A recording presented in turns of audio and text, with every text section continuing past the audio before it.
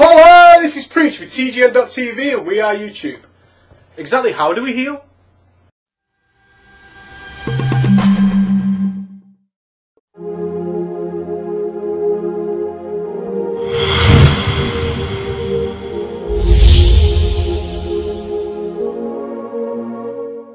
What's up TGN? Today we're going to look at how you can improve your play as a healer. And not talking about a specific class, whether you're a Holy Pally, whether you're a Resto Shaman, a Disc Priest, a Holy Priest, or whether you're just rocking that Resto Druid.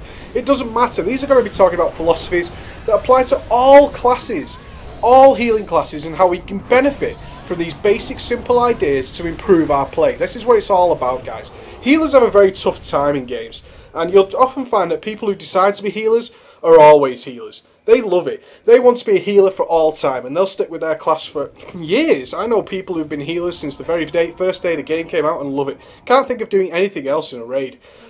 Really says something about the style of healing, and how their approach to playing games, and how they benefit from doing it, and how much they enjoy doing what they're doing. And why do they enjoy doing it? Because healers take a lot of stick.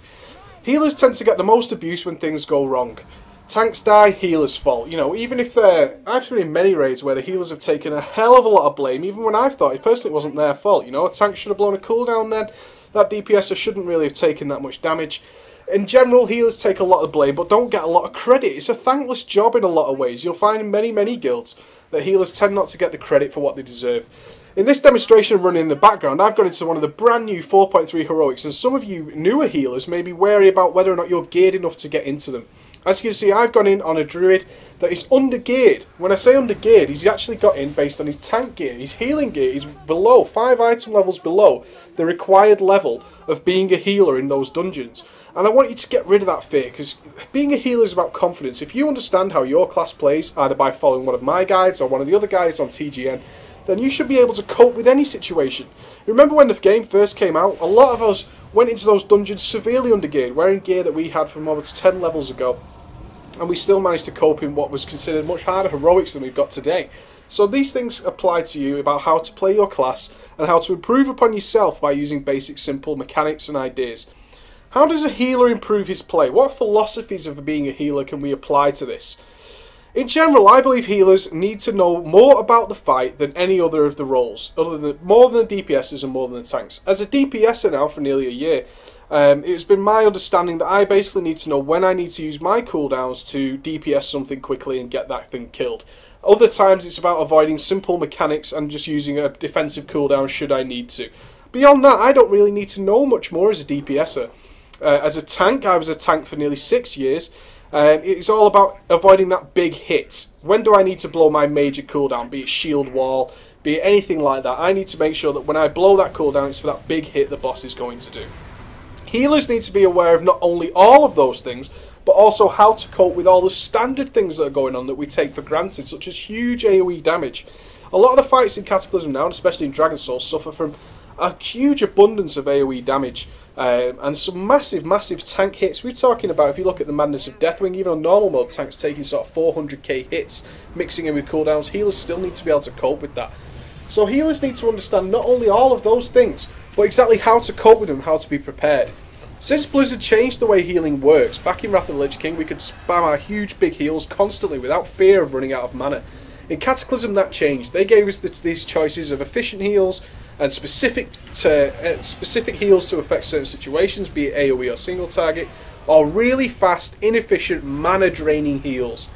So as a healer we had to change our entire philosophy on how we heal. We could no longer just spam our biggest spell and things would be okay.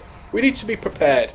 Very prepared, and that is the philosophy of being a good healer, is being prepared. We need to know exactly when certain things are going to happen so we can cope with them directly. We need to cope with them beforehand so that when we actually come to that situation we're not wasting our large, big, fast, mana inefficient heals on those things, because we prepared for it, we got ready for it, we used our efficient heals beforehand, and now we can cope with that situation well and keep our mana nice and healthy. Because an healer is a useless healer, as we well know. And Blizzard have designed the fights so far that if we play it right, we are not going to run out of mana ballers. We can throw our bro fists right in the sky and be really happy ballers. How can we do that? Well, first of all, we need to study the fights. As a healer, we need to know a lot about the fights, as I've just said. We need to check the dungeon journal. What's going to happen? What are these debuffs actually doing? A lot of the times, a DPSer will get a debuff and say, hey, yo, I've got this debuff. Healers need to know, what the hell does that debuff do? Do I need to dispel it? Is it a lot of damage? How can I prepare for that lot of damage? Let's say you've got a debuff that's going to start ticking for tons and tons of damage. Well, it's not going to tick for a lot of damage at the start, so maybe I could throw on a couple of small heals, a little bit of maybe a normal heal, maybe just get my hots ready, and then as soon as the damage starts kicking in, I can then start kicking in my bigger heals. But I've already prepared for that big damage by using my slower heals at the beginning and getting ready for it. Is this damage going to be really bursty and really fast? Well, I need to make sure when this debuff comes, by watching my boss timers, that I've got things like Swift Men ready, that I've got a flash heal ready, all these kind of things to get ready for it. I'm already precasting a greater heal, so it lands when this debuff's going to land, and I'm ready for it. Maybe I can just shield and penance that guy quickly, just to get the initial damage wavered off, while the rest of the healers kick into gear. Is there going to be a huge AoE burst coming? Well, it's no good me having my efflorescence and my wild growth on cooldown at that point, is there? There's really no point in having that. I need to make sure I've got that ready, because if I haven't got that ready, then we're going to be in serious trouble, because I'm going to be trying to use big, fast, single target heals for a lot of AoE damage, or basically I'm just not going to be able to cope with it. So you need to be prepared for that. Healers spend a lot of time watching timers and watching raid frames and watching their environment, which is something that no other class or role in World of Warcraft has to do. A lot of the times a DPS can just watch what the boss's health is, or the ad that we have to DPS. I can just watch that and look after myself. A tank can just watch the boss or watch whatever he needs to tank next. A healer needs to be watching the raid frames to check everybody's health. A healer also needs to be watching the environment, the same as everybody else. The healer also needs to be watching the timers very closely, because we need to be aware of when things are going to happen. Is this damage going to be a really bad combination? If we were look at the Council of Robots in the first Blackwing Descent raid, they could be some very nasty combos that healers need to be ready for. And healers need to have rotations ready. As a healer, communication is vastly important. Especially if you're in a raid, healers need to communicate very, very, very, very well on what cooldowns are going to be used and when. And you need to pre-plan this. It's no good being a quiet, sit at the back of the bus type healer. You need to speak to your other healers. If we need to use a big cooldown, who's going to use that cooldown? Are we going to throw down a Spirit Link totem and a power word barrier straight off? And then we've got no cooldown for the next one? Can't do that as a healer, because all your raid leader's going to do is rages. Why did you use Spirit Link and power word barrier at the same time? Why did you use that Tranquility then? Why have we used all this stuff now? Why have you already used your Aura Mastery? Why? Really no good. Healers need to be very communicative. And healers need to be stern. This is one of the philosophies of being a healer, is if one of your DPSs is doing something noticeably wrong, you need to be calling that out. You need to be the healer that says, yo, mate, that's not cool, man. You need to get in here. I've prepared myself, ready for this fight. This is a big AoE damage. I need to have you all collected up and gathered.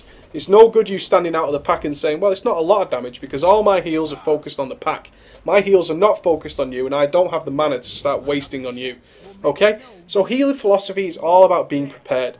I want you to just bear that in mind, is to be confident as a healer. A lot of the times, it's not about gear. Healing's not about gear, it's about being prepared. Because if you're not prepared, you're going to start using a lot of heavy, mana inefficient spells. And when that starts happening, you're going to run out of mana quickly, you're going to start panicking, and that's when things go wrong, okay? And as you can see in the background, I've quite happily healed this heroic. One of the harder bosses in this heroic is this end time bronze dungeon. Is this lovely bronze dragon, Murazond. Murazond absolutely kicks the tank's ass, but there you go. I'm there in 378 gear, not 378, 348 gear, healing that like a boss, and that's what you guys need to do. I hope you apply some of these philosophies to how you play, and I hope you can pick up on this and help yourselves out. This is Preach with TGN. See you later.